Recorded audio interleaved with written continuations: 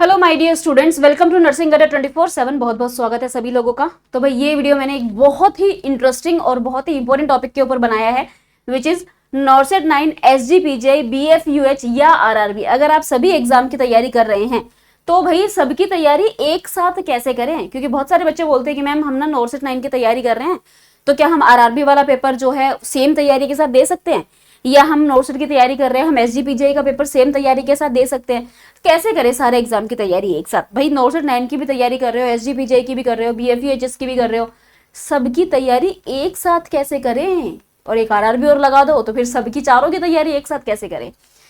जो भी हमारे वैकेंसीज निकलती है वो निकलती है नर्सिंग ऑफिसर की वैकेंसी। जैसे आरआरबी में निकली है नर्सिंग सुपरिटेंडेंट की, बट बात एक ही है, तो निकलती है स्टाफ नर्स की या नर्सिंग ऑफिसर की वैकेंसी निकलती है।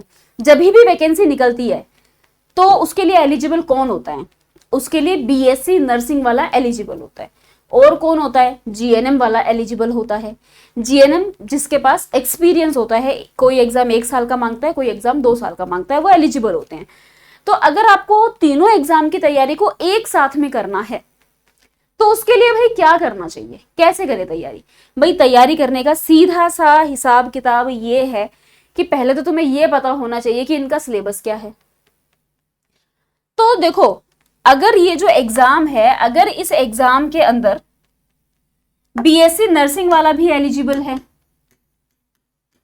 जीएनएम वाला भी एलिजिबल है, तो सीधी सी बात है, जब एलिजिबिलिटी क्राइटेरिया सेम है तो तैयारी क्यों नहीं कर सकते सब एग्जाम की एक साथ?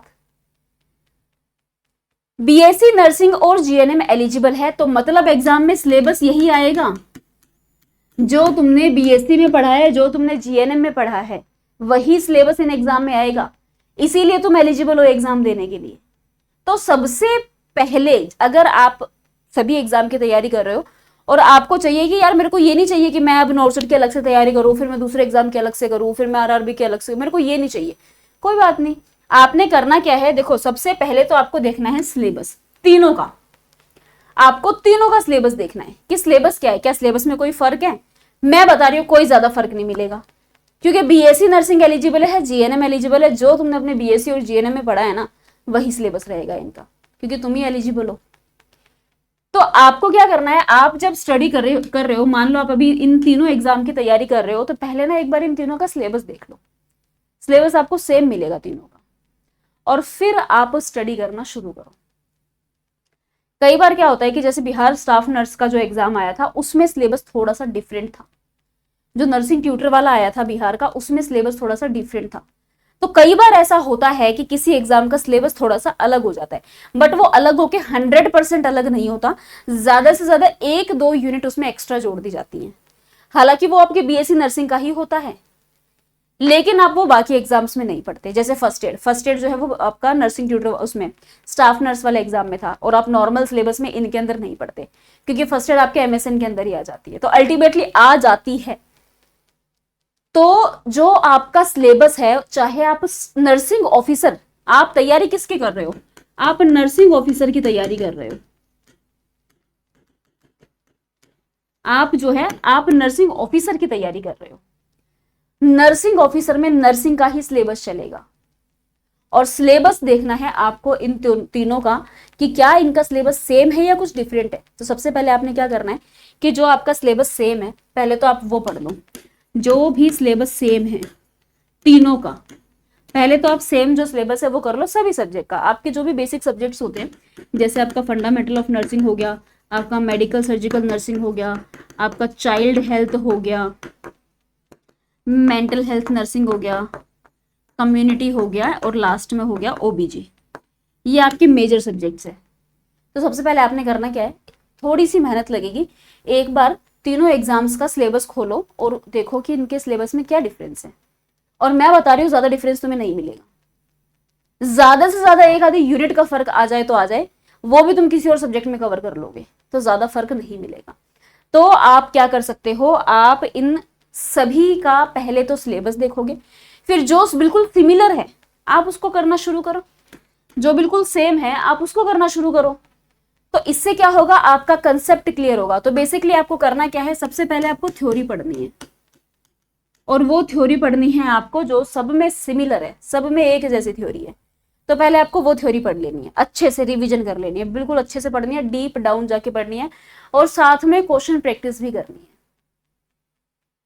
उसके बाद फिर देखो अगर थोड़ा बहुत कुछ डिफरेंट है तो वैसे तो जब तुम पूरा सिलेबस करोगे वो थोड़ा बहुत जो डिफरेंस है ना वो इसी सब्जेक्ट में किसी ना किसी में कवर हो जाएगा। अगर नहीं होता है तो फिर उसको आप अलग से पढ़ लो, ठीक है। तो अगर आप सभी एग्जाम की तैयारी करते हो तो एक चीज हमेशा याद रखना, अगर आपको सबकी तैयारी करनी है तो सबसे पहला काम होता है सिलेबस को चेक कर लो कि क्या सबका सिलेबस सेम है, और इन तीनों का सिलेबस ऑलमोस्ट सेम है, तो आप इन तीनों की तैयारी एक साथ कर सकते हो। जो भी पढ़ रहे हो बस करना क्या है, देखो फर्क होता है पैटर्न के अंदर, सिलेबस तो सेम होता है, एग्जाम के पैटर्न में प्रॉब्लम होती है। जो एग्जाम का पैटर्न होता है ना वो आता है अलग। नोरसेट जो है वो थोड़ा सा डीप क्वेश्चंस पूछता है, ठीक है, तो थोड़ा सा आपको डीप स्टडी करनी पड़ेगी। एसजीपीजीआई थोड़ा सा मॉडरेट लेवल के क्वेश्चंस पूछता है। तो प्रॉब्लम होती है इनके पैटर्न की, प्रॉब्लम स्टडी की नहीं है। थ्योरी तो आप पढ़ ही रहे हो, लेकिन क्यों हमें हर एग्जाम की अलग अलग तैयारी करनी पड़ती है, क्योंकि इनके क्वेश्चन के पैटर्न अलग अलग होते हैं। तो इसीलिए मैंने लास्ट में लिखा है क्वेश्चन प्रैक्टिस। तो आपको क्या करना है कि जब आप पढ़ने बैठ ही रहे हो ना तो बेसिक टू एडवांस पढ़ो, बिल्कुल बेसिक से स्टार्ट करो और बिल्कुल डीप डाउन जाके पढ़ो। तो यार सभी एग्जाम की तैयारी एक ही सब भाई, अब चाहे पेपर डीप आ जाए, चाहे सुपरफिशियल आ जाए, चाहे मॉडरेट आ जाए, आपने सभी एग्जाम की तैयारी कर ली, क्योंकि आपने तो सब कुछ ही पढ़ लिया है। तो जो भी आप पढ़ोगे वो आपको बिल्कुल डीप से स्टार्ट करना है, मतलब सॉरी बेसिक से स्टार्ट करना है, बिल्कुल बेसिक से स्टार्ट करना है और आपको बिल्कुल डीप तक पढ़ना है। भाई आपने एक टॉपिक निकाल लिया जैसे मायोकार्डियल इन्फार्क्शन, उसके एनाटमी से आपने पढ़ना स्टार्ट कर दिया, हार्ट की एनाटमी पढ़ लिया आपने, disease condition treatment nursing diagnosis management सब कुछ पढ़ लिया। कोई भी एग्जाम हो भाई, कोई भी एग्जाम हो आएगा तो टॉपिक में से ही क्वेश्चन। फर्क कितना है, कहीं डीप आएंगे तो कहीं सुपरफिशियल आएंगे, लेकिन आप तो उसके लिए रेडी हो। तो आपको कैसे पढ़ाई करनी है, आपको बिल्कुल डीप तक पढ़ना है और बेसिक से स्टार्ट करना है। क्योंकि देखो सिलेबस जो सब्जेक्ट है वो तो सेम ही रहने वाला है, ऐसा नहीं है कि नोटशीट का अलग सिलेबस है बाकी एग्जाम के अलग सिलेबस है, सिलेबस सबका सेम है, सब्जेक्ट यही रहेंगे। F1 के जो यूनिट्स है वो F1 की रहेंगे, प्रोसीजर्स F1 में ही रहेंगे, वो कहीं और नहीं जाएंगे, तो सिलेबस सबका सेम ही रहने वाला है। तो अगर आप तैयारी कर रहे हो, क्योंकि अभी ये अपकमिंग एग्जाम्स है, ये एग्जाम्स अभी आने वाले हैं, तो अगर आप तैयारी कर रहे हो तो आपने क्या करना है, सबसे पहले आप सिलेबस देखो, आप सिलेबस निकालो, ऑलमोस्ट सिमिलर मिलने वाला है, सिलेबस के वाइज जो है जो सिमिलर है सब में सेम है, उसकी तैयारी आप स्टार्ट कर दो, ठीक है। फिर अगर मान लो कुछ एक आधा टॉपिक एक आधी यूनिट अलग निकलती है तो उसको आप बाद में कर सकते हो। और साथ में मैं हमेशा कहती हूँ कि थ्योरी के साथ साथ में क्वेश्चन प्रैक्टिस बहुत ज़्यादा इंपॉर्टेंट होती है, साथ साथ में आपको क्वेश्चन प्रैक्टिस भी करनी है। और मैं ये क्यों कहती हूँ कि टॉपिक वाइज करो, टॉपिक वाइज करो, मैं ये इसलिए कहती हूँ कि सारे एग्जाम कवर हो जाएंगे। भाई MI आपने पढ़ा, MI को आपने बेसिक से डीप तक पूरा पढ़ लिया, उसके टॉपिक वाइज MCQ भी कर लिए, तो अब ये कहाँ लिखा है कि MI सिर्फ नॉर्सेट में ही पूछा जाएगा, SGPJ में नहीं पूछा जाएगा। तो इसीलिए मैं हमेशा ये कहती हूँ टॉपिक वाइज क्वेश्चन प्रैक्टिस करो, ताकि एक एग्जाम के साथ साथ में बाकी एग्जाम्स की भी तैयारी हो आपकी। तो कोशिश करो कि टॉपिक वाइज क्वेश्चन की प्रैक्टिस करो। भाई आज आपने कार्डियो पढ़ा है, आज आप कार्डियो के क्वेश्चन करो, आज आपने फंडामेंटल में एसिड बेस पढ़ा है, आप एसिड बेस के क्वेश्चंस करो। तो इससे क्या होगा कि टैग नहीं है ये कि भाई ये तैयारी आपकी स्पेसिफिक इसी एग्जाम की है, आप कोई भी एग्जाम दे सकते हो, क्योंकि आपका सिलेबस वही रहना है, बस आपको तैयारी ढंग तरीके से करनी है। कि भाई ऐसा नहीं है कि भाई जो मैं एग्जाम की तैयारी कर रही हूँ उसमें बेसिक ही पूछा जाता है तो मैं तो बेसिक ही पढ़ूंगी, बस ये चीज़ नहीं होनी चाहिए। तो सीधी सी बात है भाई, बेसिक से एडवांस। दूसरी बात ये होती है कुछ एग्जाम में नर्सिंग आती है, कुछ एग्जाम में नर्सिंग और नॉन नर्सिंग दोनों आती है। तो एक कंसेप्ट आपका यहाँ पर ये भी आ जाता है कि भाई कुछ एग्जाम में सिर्फ नर्सिंग आती है, कुछ एग्जाम में नॉन नर्सिंग भी आती है। तो नर्सिंग तो चलो सब में मैंने बता ही दिया, नर्सिंग का सिलेबस कर दो। जहां तक बात रह गई नॉन नर्सिंग की, तो नॉन नर्सिंग के लिए भाई हमारी जो है यूट्यूब पे अच्छी खासी क्लासेस चलने लग रही है, तो आप वो ले सकते हो। मैथ, रीजनिंग, जीके यही सब आता है, तो इसके लिए आप ये ले सकते हो। और इसका भी कोई अलग से कोई सिलेबस नहीं है, सब में सेम ही आता है।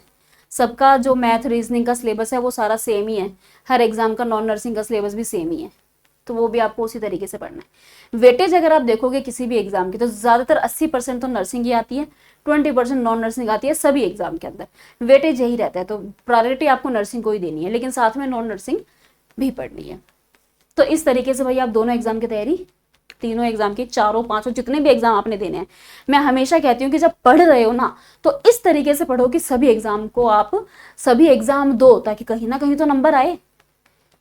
कभी भी ऐसा मत करो कि मेरे को तो सिर्फ एक ही एग्जाम देना है। नहीं यार, पढ़ रहे हो ना, नर्सिंग का ही तो सिलेबस कर रहे हो, हर एग्जाम में नर्सिंग का ही सिलेबस आएगा, अलग से कुछ नहीं आएगा। जब पढ़ ही रहे हो, जब इनकी तैयारी कर ही रहे हो, जब नर्सिंग का सिलेबस पढ़ ही रहे हो, थोड़ा सा और अच्छे से पढ़ लो ताकि सारे ही एग्जाम दे लो, है ना। क्या पता लक कहाँ काम आ जाए, तुम्हारी मेहनत कहाँ काम आ जाए, कहाँ तुम्हारा सिलेक्शन हो जाए। तो भाई ये थी मेरी एक अच्छी सी गाइडेंस आप लोगों के लिए कि भाई मेरा तो यही मानना है कि अगर आप तैयारी कर रहे हो तो सभी एग्जाम की तैयारी करो, सभी एग्जाम एक साथ दो, ताकि कहीं ना कहीं तो सिलेक्शन कन्फर्म हो ही जाए। जिसका बहुत ही सिंपल सा फंडा है कि आपको सिलेबस देखना है सबका, और आपको सेम सिलेबस इकट्ठा एक ही बार बेसिक टू डीप डाउन जाके करना है, और टॉपिक वाइज क्वेश्चन प्रैक्टिस करनी है, तो कोई भी एग्जाम तो आपका चल पड़ेगा। दूसरी बात है भाई, अगर आप तैयारी कर रहे हो इन सभी एग्जाम की जो मैंने आपको बताए, तो या फिर सबकी एक साथ भी कर रहे हो, तो भाई हमने इनके लिए अलग से बैचेस भी निकाले हुए हैं, जिनके अंदर अगर ऐसा है कि भाई आप सबकी तैयारी एक ही साथ कर रहे हो और आपको एक ही साथ करनी है, आपको अलग अलग का झंझट नहीं चाहिए, तो उसके लिए भाई हमने निकाल रखा है एक नर्सिंग महापैक। उसके अंदर ये सारे एग्जाम्स जो मैंने आपको बताए सब कुछ इंक्लूडेड है, आपको अलग अलग से बैच लेने की जरूरत नहीं है, सारे एग्जाम उसमें इंक्लूडेड है। तो भाई सब सभी एग्जाम की तैयारी कर ही रहे हो, इतना ज्यादा मेहनत कर रहे हो, वन टाइम इन्वेस्टमेंट भी कर लो भाई। आपको थ्योरी के नोट्स मिलेंगे फ्रॉम बेसिक टू डीप, उसके बाद आपको कहीं जाने की जरूरत नहीं है। आज जहां तक रही क्वेश्चन प्रैक्टिस की बात, वो हम यूट्यूब पे करवाते ही है। तो उसके लिए आपको करना क्या है, आपको जाना है गूगल पे और आपको सर्च करना है अड्डा 24/7। सबसे ऊपर वाली वेबसाइट पे क्लिक करना, ऑल कोर्सेज पर जाना और इधर नर्सिंग पे जाना, यहाँ पे आपको सारे बैचेस शो हो जाएंगे। तो आप नर्सिंग महापैक में एनरोल कर सकते हो अगर आप सभी एग्जाम की तैयारी कर रहे हो। इसमें आपका आरआरबी, नोरसेट, एसजीपीजीआई, बीएफयूएच, केजीएमयू सभी एग्जाम इंक्लूडेड है, कोई अलग अलग लेने की जरूरत नहीं है। बट तैयारी कर रहे हैं ना, सबकी करेंगे। यहाँ 4373 रेट है, आप इसको यहाँ से बाय नाउ कर सकते हैं। यहाँ से बाय नाउ करके बस आपने कूपन कोड लगा देना है YT05। जैसे ही आप इसको अप्लाई करेंगे आपको एक्स्ट्रा 2% ऑफ मिल जाएगा, 4000 में आपको ये बैच मिल जाएगा। तो इस तरीके से आप इसमें एनरोल कर सकते हो। अगर बैच में कोई भी क्वेरी है तो नीचे जो स्क्रीन पे नंबर आ रहा है 9958776247, आप वहाँ पे कॉल भी कर सकते हो। और अगर फिर भी ऐसा है कि नहीं हमें तो इंडिविजुअल बैच ही चाहिए, जितने भी मैंने आपको एग्जाम बताए हैं उन सबके इंडिविजुअल बैचेस भी हैं। जैसे ये SGPGI, इसका भी अलग से बैच है हमारे पास, BFUHS इसका अलग से बैच है, और आपका नोरसेट का अलग से बैच है, RRB का भी अलग से बैच है। ठीक है, तो सभी एग्जाम के आपके अलग से बैचेस भी हैं, जिसमें भी इनरोल करना है, जिसकी भी तैयारी करो। जैसे SGPGI, इस पे क्लिक कर दिया, ये SGPGI का बैच है, ये RRB का बैच है, वो BFUHS का बैच है, अलग अलग लेना है तो आपने बैच पे क्लिक करना है। सेम प्रोसेस है, बाय नाउ कर देना, कूपन कोड लगा देना YT05, जैसे ही अप्लाई करेंगे एक्स्ट्रा ऑफ मिल जाएगा। तो इस तरीके से भाई आप बैच में इनरोल कर सकते हैं। बाकी मैं तो यही एडवाइस करूंगी कि जब पढ़ ही रहे हो तो सभी एग्जाम की तैयारी करो और वन टाइम इन्वेस्टमेंट करो ताकि वो आपको अच्छे से काम आए। So this is all about this video. अगर आपको कोई भी क्वेरी है तो आप कमेंट सेक्शन में कमेंट कर सकते हैं। वीडियो को लाइक जरूर कर देना, चैनल को सब्सक्राइब जरूर कर देना ताकि ऐसी वीडियोस आपके लिए मैं लाती रहूं। Thank you so much.